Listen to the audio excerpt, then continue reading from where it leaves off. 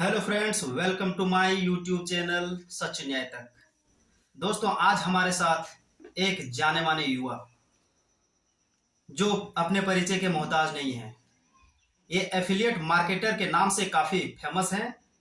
हम बात कर रहे हैं गोलू उर्फ ब्रजनंदन विश्वकर्मा की। गोलू जी, आपका बहुत बहुत स्वागत है हमारे सच न्याय तक चैनल में। नमस्कार। गोलू जी, सबसे पहले आप ये बताइए, आपका जीवन परिचय क्या है? आपने अभी तक अपने जिंदगी के सफर में आपने अभी तक यहाँ तक जो सफर किया है, इसके बारे में थोड़ा हमारे दर्शकों को बताएं। पहले तो मैं आपको धन्यवाद देना चाहूँगा अपने चैनल पे लाने के लिए। जी। तो मैं शुरुआत करता हूँ अपनी कहानी की ओर। तो सबसे पहले अगर एजुकेशन की बात करें तो मैं इंटरमीडिएट फ्रॉम आर्ट्स हूँ। मैं जी। भंडारो कॉलेज से इंटरमीडिएट किया था। जी। तो उसमें 2 साल मेरा गैप चला गया था, जिस वजह से मैं 2 साल पीछे हो गया।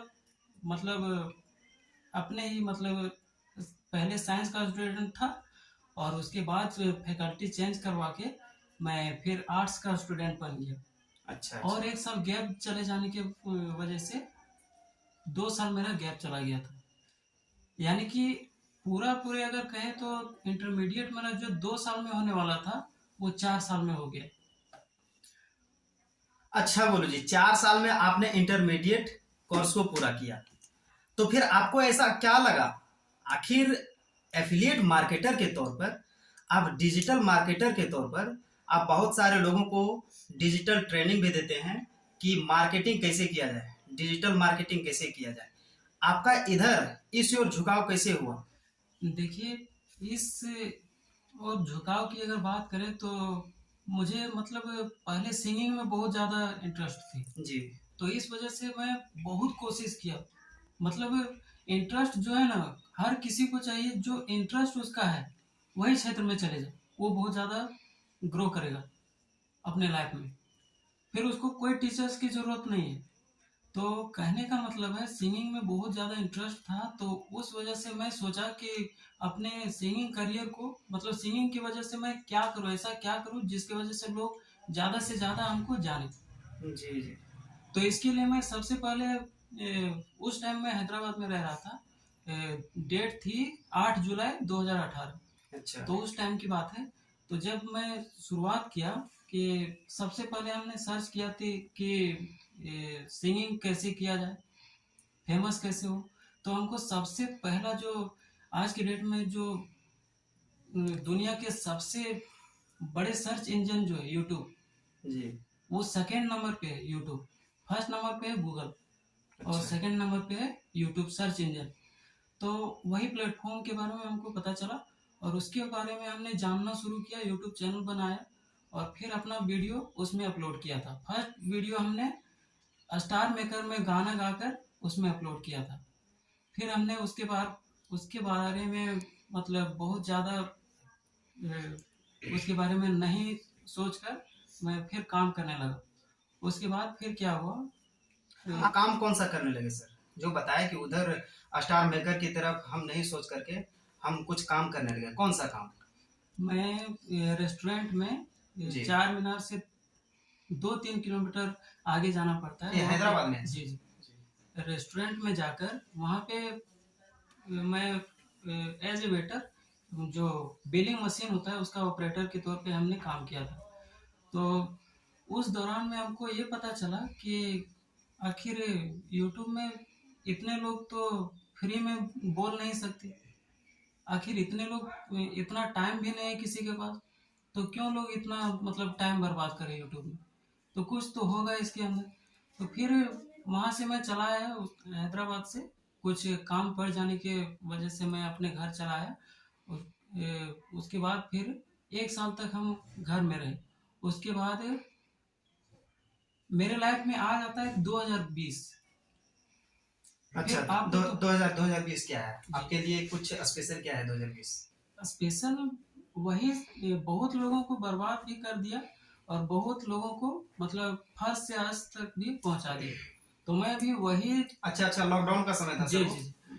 वो 21 से 22 मार्च में जो हुआ था लॉकडाउन, उसी में हमने फिर अपने यूट्यूब चैनल के बारे में हमने सोचा, याद आया कि मेरा भी यूट्यूब चैनल है उस टाइम तो आपको पता होगा कि सभी लोग घर में कंप्यूटर मोबाइल को यूज कर रहे थे। तो आज की डेट में दौर में जो मार्केटिंग होता है पूरे वर्ल्ड में, वो सबसे ज़्यादा मोबाइल के थ्रू ही हो पाता है, क्योंकि ऑडियंस उसका टारगेट मिल जाता है। आप देखे होंगे कि यूट्यूब में अगर कोई ऐड आता है तो आपको जो इंटरेस्ट है उसी से संबंधित आपको ऐड आता है उसमें। अच्छा अगर जी। आप अगर आपको इंटरेस्ट है मोबाइल के बारे में, तो आपको सर्फ बेचने वाला ऐड नहीं आएगा। अच्छा तो अच्छा इसलिए बड़ी बड़ी कंपनी जो है वो यूट्यूब को टारगेट कर रहा है कि अच्छा हमको अच्छा।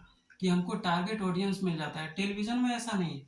टीवी में मान लीजिए आप जी टीवी आप देख रहे हैं, ठीक है, तो उसमें आप मोबाइल से रिलेटेड इंटरेस्ट है आपका, फिर आपका कोई सिंगिंग से रिलेटेड है, आपको कोई दिक्कत नहीं, कोई मतलब उसमें मैटर नहीं करता। सब आपको सर्फ वाला ऐड देखना है तो देखना है।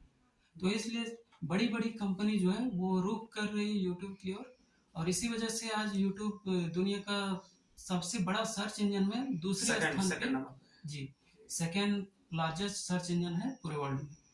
तो हमने सोचा अपने यूट्यूब चैनल के बारे में। उसके बाद फिर हमने सोचा कि यूट्यूब में ग्रो होने से बहुत कुछ हो सकता है। तो फिर हमने सोचा कि यूट्यूब आखिर क्या चीज़ में आता है।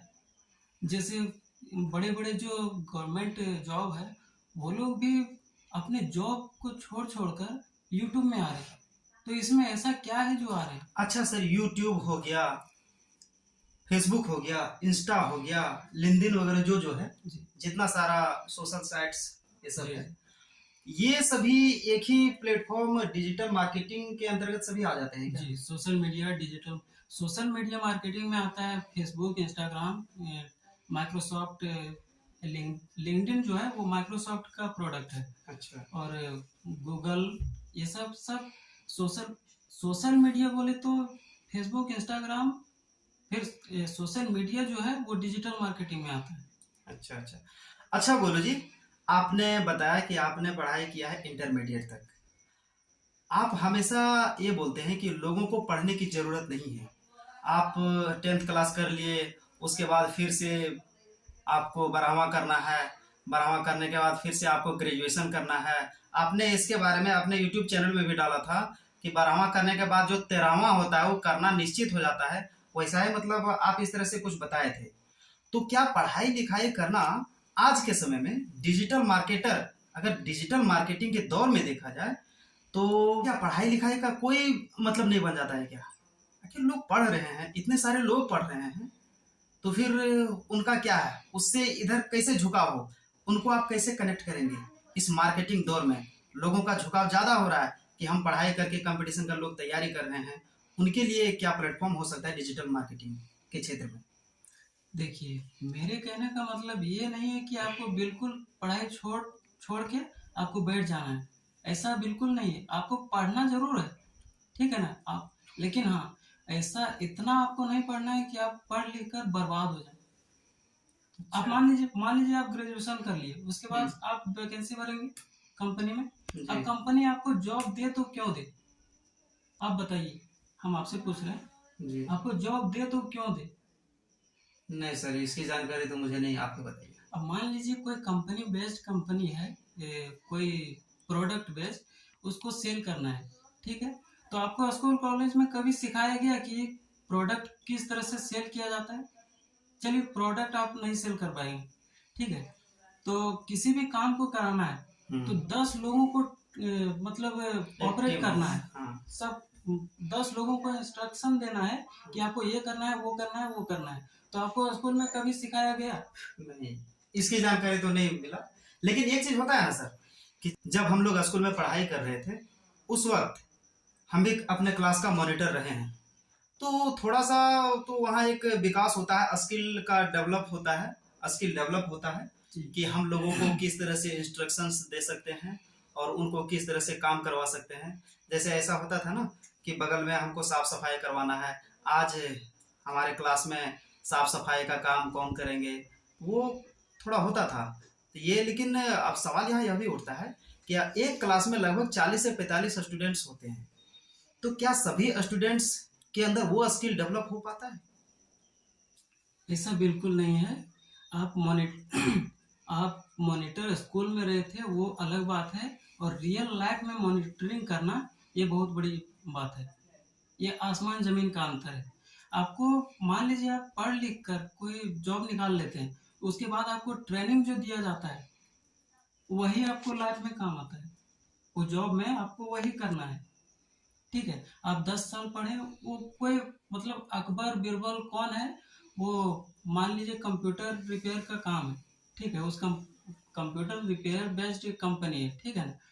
तो उसमें आपको अकबर बिरबल कुछ नहीं करेगा। उसमें आपको डिजिटल स्किल आना चाहिए, हार्डवेयर इंजीनियरिंग का स्किल आना चाहिए। सर, हम आज से लगभग थोड़ा सा 8 से 9 साल पहले में जाना चाहेंगे, जब हमारे देश के प्रधानमंत्री माननीय श्री नरेंद्र मोदी जी बने थे। तो 5 सितंबर को हम लोग मनाते हैं शिक्षक दिवस। उस समय मैंने नरेंद्र मोदी जी का एक भाषण सुना था, उसमें बताए थे कि आपके अंदर स्किल होना चाहिए, हुनर होना चाहिए। उस दिन मुझे लगा कि नहीं, वास्तव में आखिर हमने पढ़ाई किया है तो इसके लिए हमारे अंदर किस हुनर का विकास हुआ है। ये तो आप जो बता रहे हैं सर, ये कहीं ना कहीं हमारे देश के जो यशस्वी प्रधानमंत्री माननीय श्री नरेंद्र मोदी जी हैं, कहीं ना कहीं उनके बातों से आपका बात में विचार मिलता है सर। देखिए, मैं ये नहीं कहता कि मतलब देश के प्रधानमंत्री से बात मेरा मिले ही 100%, ऐसा नहीं। लेकिन आपके मन में जो आता है वो इम्प्लीमेंट करनी चाहिए। मान लीजिए आप जैसे बोले कि स्किल डेवलपमेंट, ठीक है, तो हम ये वीडियो जो लोग भी देख रहे हैं उन लोगों को एक गिफ्ट देना चाहते हैं। जैसे कोई कहता है ना कि हम क्या कर सकते हैं, मेरे पास पैसे नहीं, पिताजी के पास पैसे नहीं, हम क्या पढ़ें नहीं पढ़ें, डिजिटल स्किल कैसे डेवलप करें अपने अंदर। तो हम आपको एक गिफ्ट देना चाहते हैं, एक न्यूज़ के तौर पे। आपको NSDC पे जाके रजिस्टर्ड कर लेना है खुद को, और आपको उसमें वही सब कोर्स मिलेंगे जिसमें आपको इंटरेस्ट है। और वो इंटरेस्ट वो ज़्यादा से ज़्यादा कितना, 35 घंटे 20 घंटे इतने ही टाइम का आपको कोर्स मिलता है। और ये कोर्स आपको करने के बाद आपको लाइफ में कभी पैसे की प्रॉब्लम नहीं होगी। आपको मैं चैलेंज के साथ बता सकता हूँ, नेशनल स्किल डेवलपमेंट कॉरपोरेशन, इसका काम ही यही है। अब इसके बारे में ऐड हमने नहीं देखा है कभी, लेकिन जी इसके बारे में हमने एक बार मोबाइल में देखा था, और उसके बाद जब हमने इसके बारे में समझा तो आपको सब हमने देखा कि आपको हर चीज़ मिल जाता है जिसमें आपका इंटरेस्ट है। अच्छा। इंग्लिश स्पीकिंग कोर्स आपको इसमें मिल जाएगा, कंप्यूटर हार्डवेयर कोर्स इसमें मिल जाएगा, आपको प्रोग्रामिंग कैसे करना है इसमें मिल जाएगा। अच्छा, इसके बाद हम आपको ये भी बताना चाहते हैं, स्कूल में अगर कोई प्रैक्टिकल होता है, हमारे डिस्ट्रिक्ट में चाहे झारखंड के किसी भी एरिया में ऐसा बदलाव होना चाहिए कि मान लीजिए कोई एग्जाम हो गया, ठीक है, तो उसमें प्रैक्टिकल होना जरूरी होता है। प्रैक्टिकल, एक थ्योरेटिकल होता है हाँ। सर प्रैक्टिकल, ताकि उसको वो काम करके उसके अंदर स्किल डेवलप हो। जी, पता चले कि ये कहाँ तक कुशल है ये काम करने में। तो हम यही बताना चाहते हैं कि आजकल के बच्चे में क्या है कि वो अगर प्रैक्टिकल दे रहे हैं तो प्रैक्टिकल कहीं कहीं ये भी होता है, बहुत जगह होता है कि पैसे देकर प्रैक्टिकल पास कर लिए। इससे क्या हुआ, आप तो पास कर गए, अब आप क्या कर लेंगे जिंदगी में। जो प्रैक्टिकल हुआ था उसमें उसके बारे में तो आपको जानकारी नहीं हुई। अब आप लाइफ में उसके बारे में अगर कोई क्वेरी मतलब कोई प्रॉब्लम आ भी जाए तो क्या आप कर पाएंगे, नहीं कर पाएंगे ना। तो यही है रियल स्टडी, प्रैक्टिकल जरूरी होता है। अब हम देखें कई बड़े बड़े स्कूल में प्रैक्टिकल के तौर पे जो होता है ना, हस्तकला क्या क्या बनाना आता है। तो कोई गत्ते का जो कूट जो होता है उसका घर बना के लाया है, कोई ये बना के लाया है, कोई वो बना के लाया है। तो हम ये कहना चाहते हैं इंडिया इतना पीछे है, अब हम अभी तक गत्ते का कूट का घर किस तरह से बनाया जाता है वो अभी हम सिखाएंगे, तो नए नए टेक्नोलॉजी के बारे में कब सीखेंगे लोग इंडिया में। ये बड़े बड़े स्कूल इंडिया में जो बड़े बड़े स्कूल हैं उन सभी टीचरों को भी हम कहना चाहते हैं कि ऐसा जरूर बताए बच्चों को कि आप छोटी सी उम्र में भी कुछ बड़ा कर सकते हैं। अब इससे रिलेटेड भी हम एक गिफ्ट दे देना चाहते हैं बच्चों को। वही वेबसाइट पे आपको रजिस्टर करना है, NSDC, national skill development corporation. उसमें आपको सर्च करना है Arduino course, Arduino full course. 4 घंटे का कोर्स है, और ये कोर्स अगर आप कर लेते हैं तो आपको पता चल जाएगा रोबोट किस तरह से काम करता है, और आप आराम से रोबोट बना सकते हैं। आपके घर में अगर ऑटोमेटिक कुछ बनाना है, आप अगर चाहते हो हम उधर से आए और गेट ओपन हो जाए ऑटोमेटिक, तो आप ये कर सकते हैं। आप चाहें कि हम घर से निकलें, टीवी मेरा क्लोज हो जाए, मेरा दरवाज़ा क्लोज हो जाए, गेट क्लोज हो जाए, ये सब कुछ हो जाएगा उससे। और वो इतना छोटा सा बोर्ड है, 350 रुपये में मिलता है। अब स्कूल कॉलेज में ये सब क्यों नहीं सिखाया जाता है?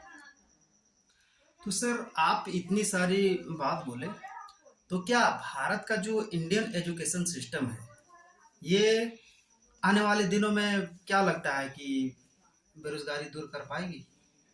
जिस तरह से आपने कहा, आपके अनुसार से तो नहीं लगता है कि बेरोजगारी की समस्या दूर होगी, क्योंकि सभी हमको लगता है कि प्रत्येक साल लाखों लड़के ग्रेजुएट होते हैं, और ग्रेजुएट होने के बाद क्या सभी बेरोजगार ही रहते हैं? मैक्सिमम तो यही देखा जाता है, क्योंकि उनके अंदर बिल्कुल, कोई स्किल का कोई विकास ही नहीं हुआ, कोई डेवलप ही नहीं हुआ। तो फिर ये तो बेरोजगारी बिल्कुल को बढ़ावा देने का 100%, ये हो रहा है। 100%। क्योंकि ये तो तय है, हर किसी को पता है कि सभी को जॉब नहीं लग सकती है। गवर्नमेंट जॉब हर कोई नहीं कर सकता है, हर किसी को नहीं लगेगा, सरकार के पास इतना है भी नहीं। है भी नहीं, है ना? लेकिन ये भी चाहिए जितना पेंडिंग है उसको जल्द से जल्द हम क्लियर कर दें। हम्म। चलिए इतना कर भी दे तो भी हर किसी को नहीं लग पाएगा। और अगर कोई स्कूल कॉलेज ये बोलता है कि नहीं, पढ़ाई का मतलब आपको यही होता है IAS IPS बन जाए, PSC क्वालिफाई कर जाए, GPSC क्वालिफाई कर जाए, या फिर स्टेट लेवल का जो कमीशन सर्विस का जो जॉब होता है उसमें भी वो क्वालिफाई कर जाए। लेकिन ग्रामीण लोगों को गर्व तो होता है कि हमारे यहाँ से वो आज IAS हैं, IPS हैं, लेकिन उनका क्या विकास हो रहा है, नहीं हो रहा है, उस पर गौर नहीं करके देखो मेरा पड़ोसी आज वो DC बन गया। DC बन गया, अच्छी बात है, वो प्रशासनिक सेवा के लिए बेहतर है। आखिर हमारे देश में, हमारे देश तो एक संघात्मक राज्य है, जी और हमारा देश राज्यों का एक समूह है, और राज्य डिस्ट्रिक्ट का एक समूह है, और सभी जिले में DC होते हैं। देश में शासन व्यवस्था को संभालने के लिए प्रशासन होता है, और प्रशासन के माध्यम से ही लोगों का सही से देखभाल किया जाता है।